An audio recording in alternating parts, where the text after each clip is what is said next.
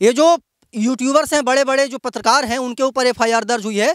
उनके पहले यहाँ के जो नेता हैं, जो बड़े बड़े सफ़ेद पोश हैं, उनके ऊपर एफआईआर दर्ज होनी चाहिए कि 15 साल और 15 साल 30 साल से बिहार को वो लगातार लूटते रहे और उनके ऊपर एक भी एफआईआर दर्ज मुकदमा क्यों नहीं हुई। एफआईआर दर्ज पत्रकार से पहले विधानसभा के विपक्ष के जो बड़े बड़े नेता हैं उनके ऊपर भी होना चाहिए, क्योंकि विधानसभा में सबसे पहले इसका आवाज़ बिहार के विपक्ष के नेता ने उठाया था कि प्रत्येक साल 2 करोड़ युवाओं को रोजगार दिया जाएगा। कहाँ गया वो 2 करोड़ युवाओं को रोजगार देने वाली बात, और कहाँ गई बिहार में 10 लाख युवाओं को रोजगार देने वाली बात, इसका कोई अता पता नहीं है। इसका टेंडर, इसका कोई ठेकेदार नहीं है कि बाहर में काम कर रहे मजदूर को बिहार लाया जाए और बिहार में उनको रोजगार सुनिश्चित किया जाए। कि जब वो वीडियो तमिलनाडु का था ही नहीं, जब वो वीडियो में किसी बिहारी और किसी उत्तर प्रदेश और झारखंड के प्रवासी मजदूर को काटा पीटा नहीं जा रहा था, तो किसी बड़े चैनल, किसी बड़े यूट्यूबर के द्वारा इसको क्यों वायरल किया गया। जब पर्व होता है, जब कोई त्यौहार होता है, तो ट्रेन में भेड़ बकरियों की तरह भर करके वो अपने मतलब कि दिल्ली जाते हैं, मुंबई जाते हैं, चेन्नई जाते हैं, केरला जाते हैं, तमिलनाडु जाते हैं। मैं सच बोलूँगा फिर भी हार जाऊँगा, वो झूठ बोलेगा और लाजवाब कर देगा।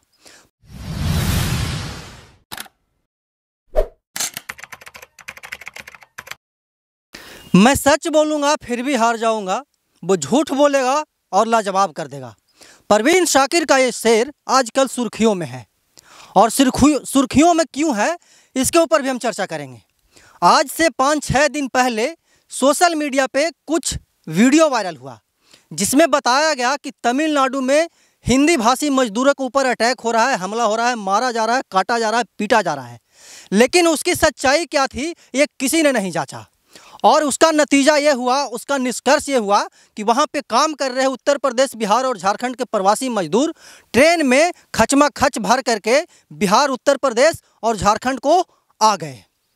अब यहाँ पे सवाल उठता है कि जब वो वीडियो तमिलनाडु का था ही नहीं, जब वो वीडियो में किसी बिहारी और किसी उत्तर प्रदेश और झारखंड के प्रवासी मजदूर को काटा पीटा नहीं जा रहा था, तो किसी बड़े चैनल, किसी बड़े यूट्यूबर के द्वारा इसको क्यों वायरल किया गया।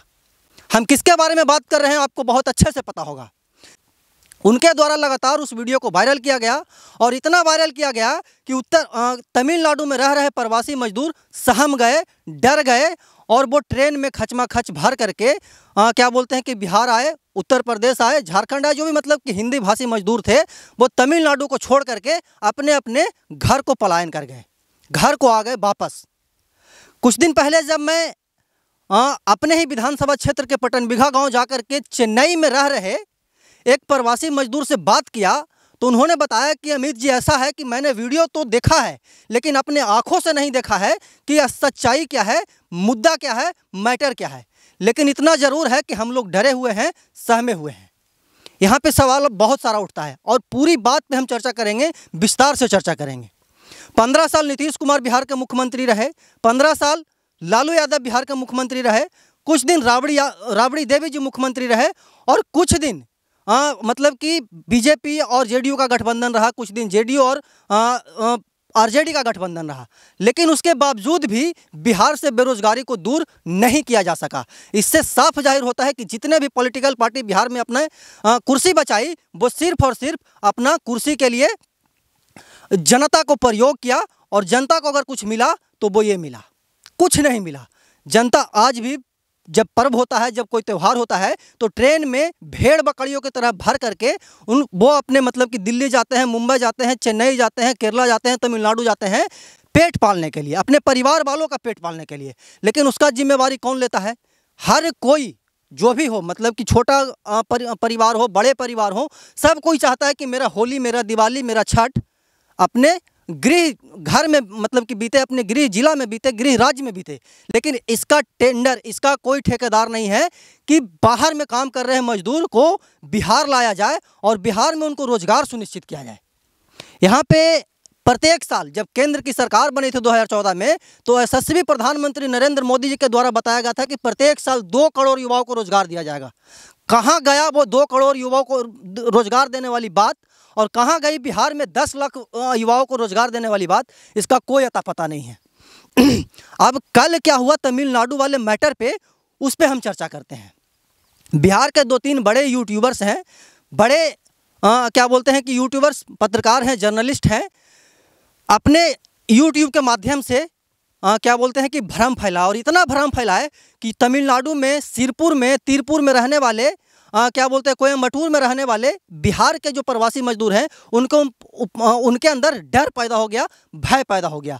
अब किन किन धाराओं में उन सभी पत्रकारों पे एफआईआर दर्ज हुआ है ये हम आपको बताते हैं। तो बिहार पुलिस का जो ऑफिशियल क्या बोलते हैं कि फेसबुक पेज है उससे शेयर किया गया है कि कौन कौन से पत्रकार के ऊपर एफआईआर दर्ज किया गया है। एफआईआर दर्ज पत्रकार से पहले विधानसभा के विपक्ष के जो बड़े बड़े नेता हैं उनके ऊपर भी होना चाहिए, क्योंकि विधानसभा में सबसे पहले इसका आवाज़ बिहार के विपक्ष के नेता ने उठाया था। उसके बाद ही यहाँ के जो बड़े बड़े यूट्यूबर्स हैं, बड़े बड़े पत्रकार हैं, उन्होंने अपने फेसबुक पेज पे शेयर किया, अपने ट्विटर पे शेयर किया, अपने क्या बोलते हैं कि यूट्यूब पे शेयर किया। यहाँ पे लिखा गया है फेसबुक पेज पे क्या बोलते हैं कि बिहार पुलिस के जो ऑफिशियल ब्लू टिक वाले पेज है उस पर बताया गया है कि आर्थिक अपराध इकाई बिहार पटना को तमिलनाडु राज्य में प्रवासी बिहार के निवासियों के संबंध में कतिपय हिंसात्मक घटनाओं के संबंध में वीडियो प्रसारित किए जाने पर जांच के क्रम में पता चला कि जानबूझकर सुनियोजित तरीके से भ्रामक अफवाह तथा जनक तथा भड़काने वाले फोटो, वीडियो, टेक्स्ट और मैसेज इत्यादि डालकर जनता के बीच भय का माहौल पैदा किया गया। स्वाभाविक सी बात है, अगर जो फेक है वो फेक है, फेक को अगर किसी बड़े संस्था के द्वारा शेयर किया जाता है तो लोग उसको सच मान लेते हैं। अगर नालंदा दस्तक किसी सच को छोटा सा प्लेटफॉर्म के द्वारा शेयर करेगा तो उसको लोग जांचेंगे, पड़तालेंगे, लेकिन जो बड़े चैनल्स होते हैं उस पर अगर कोई चीज़ आती है, अगर वो गलत भी होती है तो लोग उसको सच मान लेते हैं। और हुआ वही केरल वाले और तमिलनाडु वाले मैटर पे भी, मतलब कि भय का माहौल पैदा किया गया, जिससे विधि व्यवस्था की समस्या उत्पन्न होने की संभावना है। ऐसे कुल 30 वीडियो एवं पोस्ट चिन्हित किए गए हैं तथा आर्थिक अपराध इकाई थाना कांड संख्या 03/2023 दिनांक 5/3/2023 विभिन्न धाराओं में एफआईआर दर्ज की गई है। एक्ट अंकित कर पुलिस उपाधीक्षक स्तर के पदाधिकारी के द्वारा अनुसंधान किया जा रहा है, मतलब कि और भी अनुसंधान किया जा रहा है, और भी लोगों के ऊपर क्या बोलते हैं मुकदमा दर्ज हो सकता है। प्राथमिकी किनके के ऊपर दर्ज हुआ है अब मैं ये आपको बताता हूँ।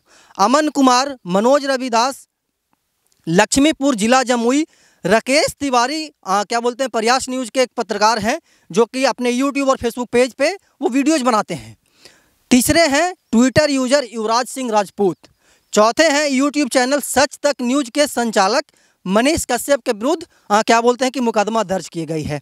इसी क्रम में प्राथमिक अभियुक्त अमन कुमार को गिरफ्तार भी कर लिया गया है।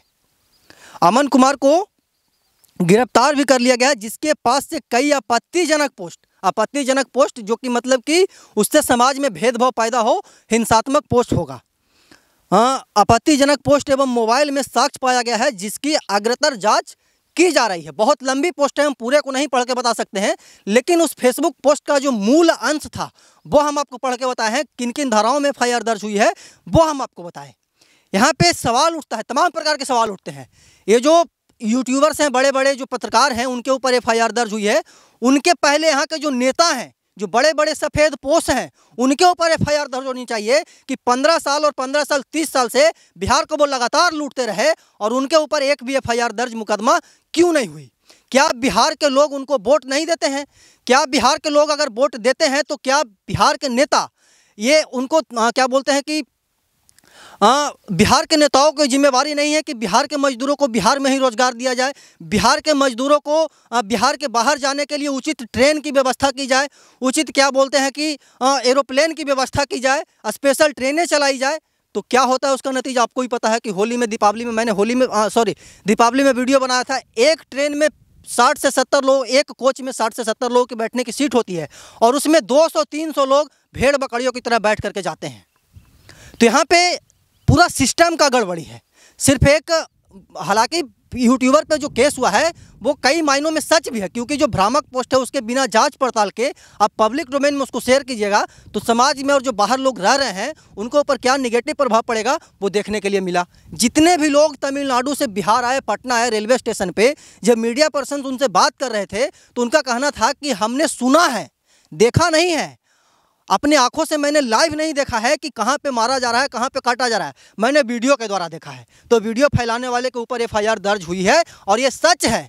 लेकिन इसके साथ साथ यहाँ के नेताओं पे भी एफआईआर दर्ज होनी चाहिए कि वो 15 से 30 साल से वो बिहार के जनता को लूट रही है और इस प्रकार लूट रही है और लूट करके अपना कुर्सी बचा रही है। और नीतीश कुमार जी बिहार के जो सुशासन बाबू हैं, कुर्सी बदलने के लिए वो किसी भी हद तक जा सकते हैं और वो किस किस हद तक गए हैं वो आपको ही पता है। और 2 करोड़ रोजगार देने वाले यशस्वी प्रधानमंत्री नरेंद्र मोदी जी से भी सवाल होनी चाहिए कि इतने वर्षों में कितना युवाओं को वो रोजगार दिए। इस संबंध में आप क्या सोचते हैं कमेंट बॉक्स में जरूर बताइएगा। हम ऐसे ही देश दुनिया की तमाम छोटी बड़ी खबरों से आपको रूबरू करवाते रहते हैं और आगे भी करवाते रहेंगे। तब तक के लिए बने रहे हमारे साथ और देखते रहे नालंदा दस्तक। धन्यवाद।